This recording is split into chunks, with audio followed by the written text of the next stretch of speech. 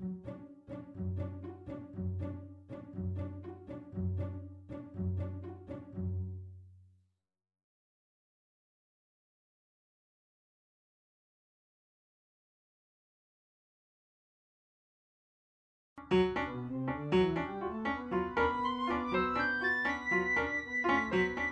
6 janvier 1849. Lettre de Delacroix à Monsieur James à Lyon.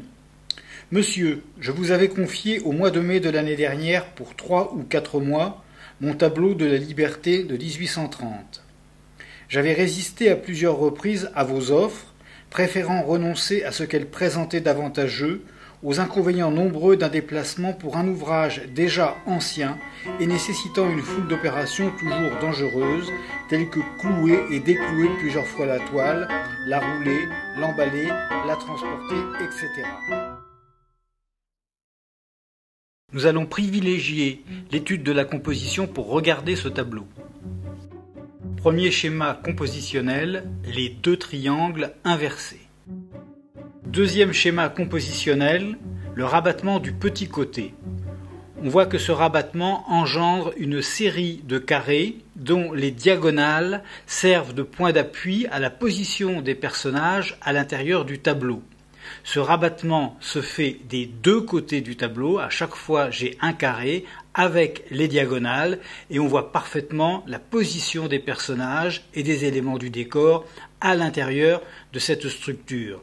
Le rabattement des petits côtés du tableau est une structure classique héritée de la peinture du XVIe et XVIIe siècle. On sait très bien que Delacroix était quand même fan de Nicolas Poussin. Troisième schéma compositionnel, le rectangle d'or.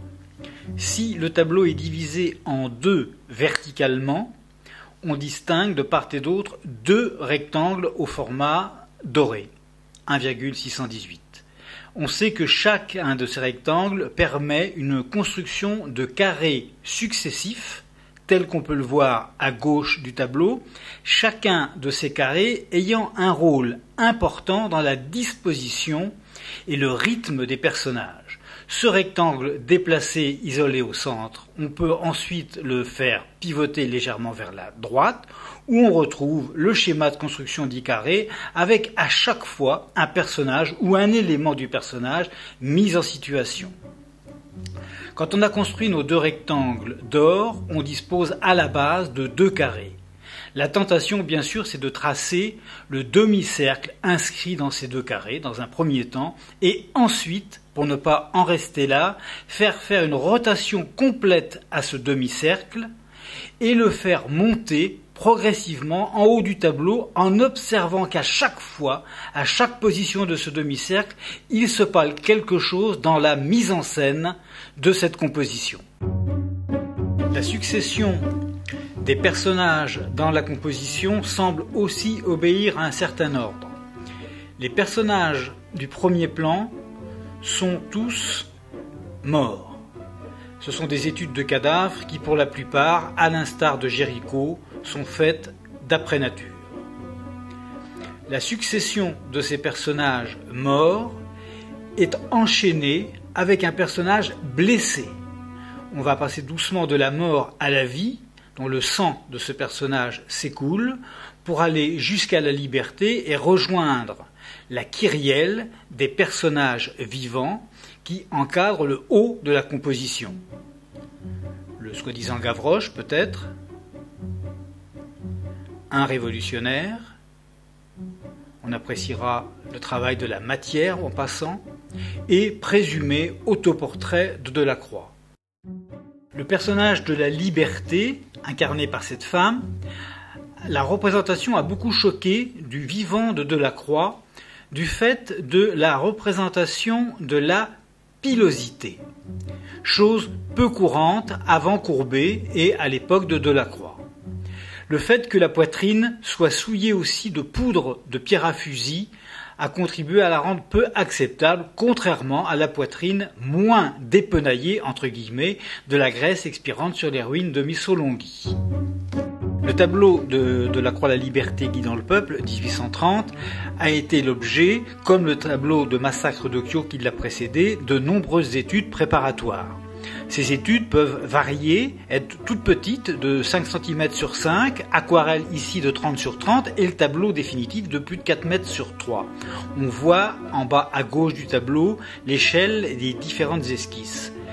Les préparations montrent que peu à peu, le personnage central du tableau prend forme, s'installe, la lumière et les ombres ont déjà leur sens, et on arrive à la situation définitive du personnage. À l'époque de Delacroix, la technique des croquis préparatoires est classique, c'est-à-dire que rien n'est laissé au hasard, les modèles sont étudiés d'après nature et souvent sur le terrain, dans des reconstructions faites par l'artiste, jusqu'au portrait dont de nombreuses esquisses aboutiront au résultat que l'on connaît. Une succession de gros plans sur différents détails du tableau permettent de se rendre compte de la technique extraordinaire d'Eugène Delacroix, la vivacité de l'écriture, la richesse des empattements et la qualité graphique des dessins, des espaces entre les formes, de la recherche permanente d'un tracé toujours mouvant. Delacroix est contemporain du chimiste Chevreul, inventeur du cercle chromatique sur lequel les couleurs complémentaires sont diamétralement opposées.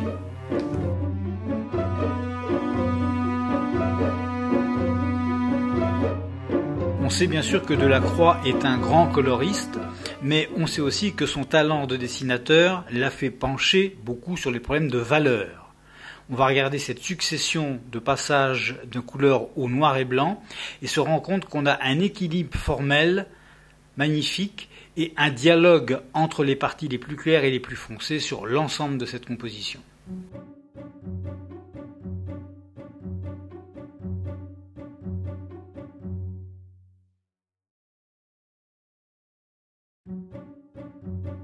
Le charme des tableaux de Delacroix vient aussi de l'utilisation des vides et des espaces entre les différents personnages, ce qui donne à ces espaces et au dessin, les contournants, une force plastique tout à fait extraordinaire.